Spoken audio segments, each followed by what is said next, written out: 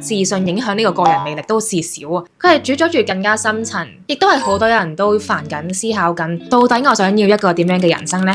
自信唔係一嚿天生就有嘅嘢，而係我哋每日選擇相信自己而建立翻嚟嘅勇氣。睇緊片嘅大家，你對自己嘅身份有幾認同呢？你會唔會都覺得有自信嘅人就唔會驚？其實因為佢哋選擇唔俾恐懼控制。我選擇相信啲乜嘢，點樣睇自己，造就成我係一個乜嘢嘅人。所以當人相信自己唔成功或者做咩都冇意義嘅時候，我哋都可以諗下呢個人嘅人生會過成一個點樣嘅模樣呢？如果你都成日問自己，我到底有咩好？我都好想改變，但係我唔覺得好嘅事會發生喺我身上咯。以前明明我都唔係咁㗎，就算有能力，我都覺得自己有一日會失敗。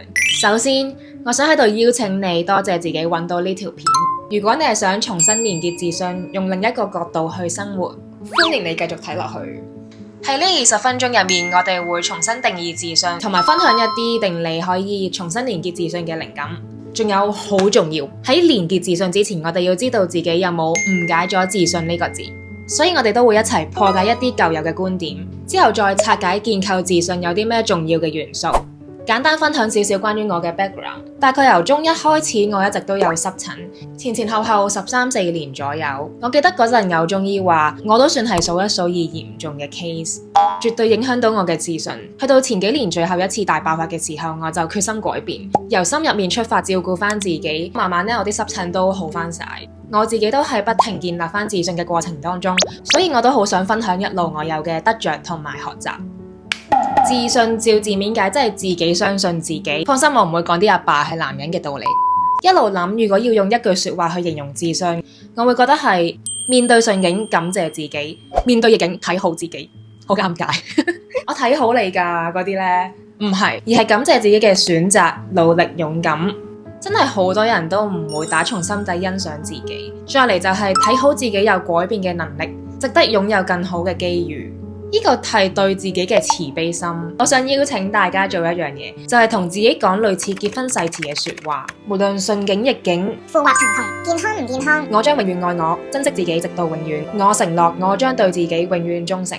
然之後留意下講嘅時候，你嘅語調當中會唔會有一啲 struggle 掙扎，自己去到天長地老。可以試諗一下，當我哋喺結婚場合見到其中一方佢講嘅語氣好唔真誠，你係好容易感覺到嘅，甚至我哋會懷疑，哇，到底得嗰個人係咪真係愛佢噶？透過一句說話就可以知道我究竟係有幾愛幾相信自己呢？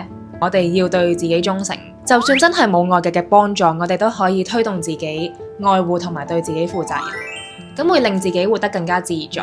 咁相反係啲咩呢？就係自卑。我以前樣樣都做齊，自信當飯食咩？佢好彩啫嘛。睇下如果佢遇到啲咁嘅情況，佢會點反應？甚至會鄙視一啲有自信嘅人。咁到底點解我哋會自卑，令到自己冇自信？點樣可以扭轉呢？我想分享一個睇法。真正影響自信嘅唔係外在條件，而係我哋點睇自己，我哋嘅價值觀。講落去之前，我問下大家，都好大機會你有聽過或者問過添。自信就係唔怕任何嘢，要先成功先會有自信。外向嘅人先會有自信，佢咁自信唔使人幫啦。諗深一層，如果意識到不安都繼續嘗試，呢個先係建立自信嘅過程。改變我冇能力成功嘅呢個固定心態，去到不如我試下先呢個成長心態。所以先有行動，我哋先可以體會到咩係成功，咩係失敗。慢慢自信就會被建立，迎接更加多嘅成功。內在嘅人亦都可以透過自我對話同埋沉澱，培養出對自己嘅強大自信。真正自信嘅人係唔會怕尋求協助，反而更加知道用咩方法可以獲取佢需要嘅資源。留唔留意到呢啲諗法背後隱藏住乜嘢觀念呢？大家可以停一停條片，睇下有冇幫到你嘅 point。我想 highlight 嘅係軟弱不被承認呢一個 point， 亦都引導我哋去更深一層啦。就係我哋有冇認識自己呢？自信除咗係一種心態上嘅調整，亦都緊扣住另一環，就係啱啱講過我哋點樣睇自己，了唔了解自己，我哋都要知道自己嘅強弱喺邊，咁先可以去接納，之後再延伸到價值觀啊、人生方向等等。有冇咁大件事啊？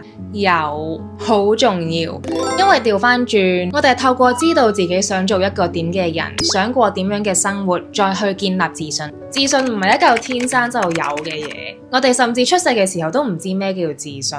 而係一路成長，經歷咗好多嘢，但係我哋都每日選擇自己，慢慢建立翻嚟嘅勇氣。其實佢係一個循環。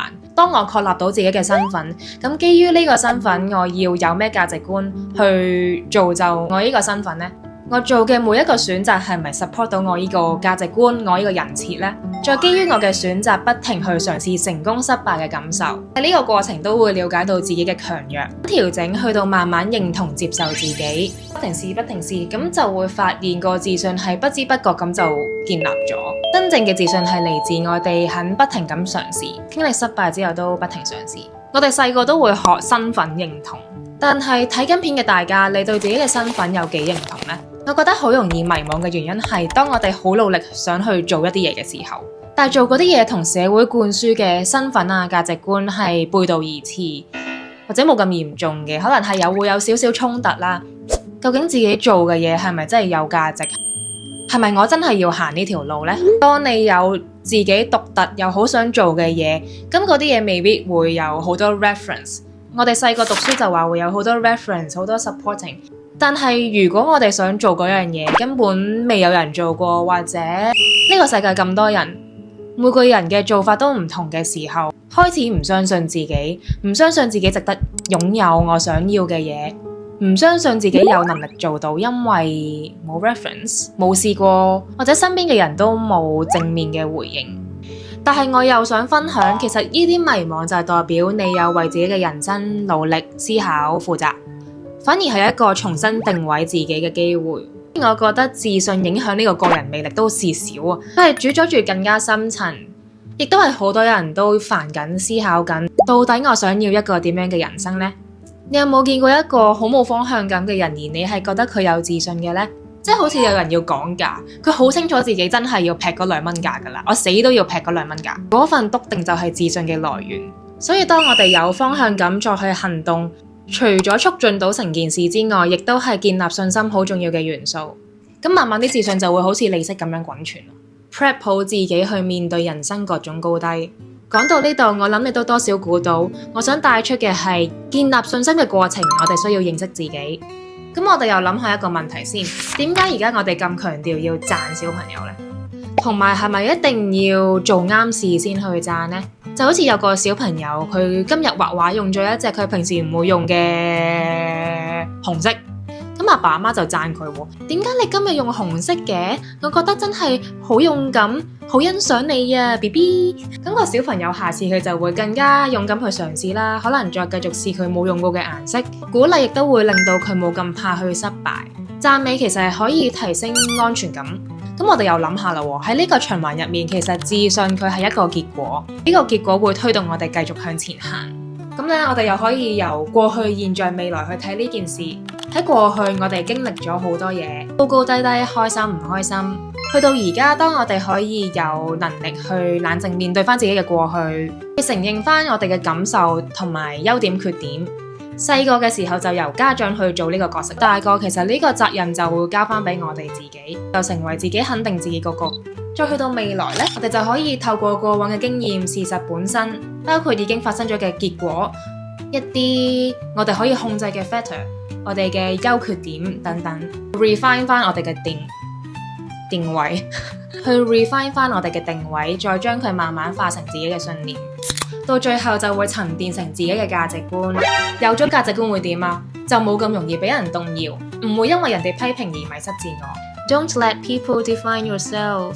過程中都有好多影響嘅因素嘅，例如頭先講到嘅安全感、動力或者一啲過去嘅創傷，之後都會有其他片講到。我都想一條片可以講晒所有嘢，所以記得 subscribe 我 channel。我會用貼地嘅方法去分享個人成長嘅靈感。你身邊有冇呢啲朋友，或者你自己會唔會有呢個情況呢？例如係心路不一，即係對有自信嘅嘢就好有自信，但係講到批評就會我自己都有呢個情況，特別係俾越 close 嘅人講，即係我屋企人。當佢哋一批評我嘅時候，我就會覺得你身為屋企人點解唔接納我，或者點解唔明白我？有時就算好簡單嘅一個都唔係批評，可能係 comment， 我都會覺得佢係攻擊緊我。佢講緊嗰樣嘢其實係事實咯，但係我就唔想接受。咁我都喺呢個過程中努力緊。自信對我嚟講更加係有關接受自己嘅不完美。俾人批評係會唔開心嘅，但係唔開心一下之後，我要點樣去面對呢？呢個就會係一個人成唔成長到嘅重要因素。另外就係俾人讚或者有物質嘅 support 之下，先會覺得有自信。冇錯嘅，的確可以提供到自信，但係會比較短暫，因為當中冇咗一樣好重要嘅因素，就係面對自己。一旦俾人批評，都有機會崩潰。我拍片大概有年半左右，一開始我真係好 care 所有 like 啊，又會覺得係個 algorithm 搞到我啲內容冇人睇。但我最近問得自己多咗，我究竟拍片係為咗乜嘢呢？我想帶出啲乜嘢？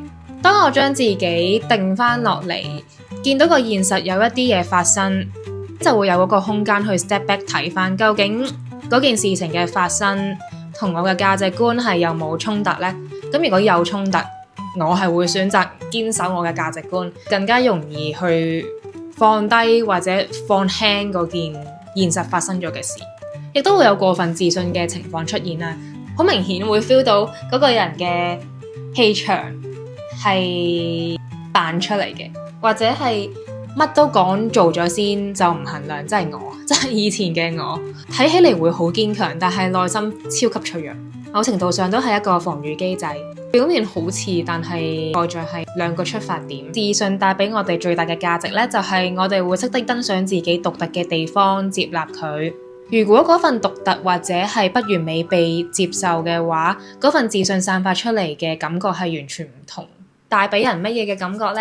佢哋係會比較有強嘅韌性，可以面對到情緒周期，喺個壓力之下都可以保持心理健康。即係好 typical 喺開會嘅時候講錯咗一啲嘢，有自信嘅人佢會直接承認，我講錯咗，我要更正翻，巴拉巴拉巴拉咁。有比較開放嘅心態，接受自己有能力，等自己有空間可以成長，亦都冇咁輕易去批判人哋或者自己。一個人有自信，即係佢足夠了解自己。當了解自己嘅時候，其實對人都會有一份同理心。難處，人哋嘅難處喺邊呢？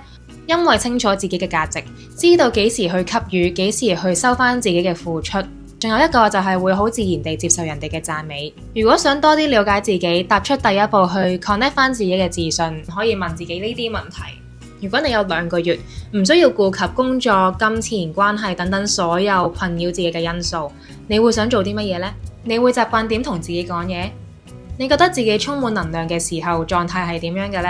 同埋做啲咩會令你進入到呢個狀態？你身邊嘅人散發住啲乜嘢特質？人生嘅一啲範疇，例如係工作、關係、健康、個人成長等等，你會點樣去排佢嘅優先次序？好，終於都講到尾啦。自信真係唔止外在咁簡單，而係我哋對自己揾到嘅嗰份價值，一份深層嘅肯定，嚟自我哋嘅方向感、每日嘅選擇，同埋我哋俾自己嘅承諾。留言話俾我知你有咩主題想了解。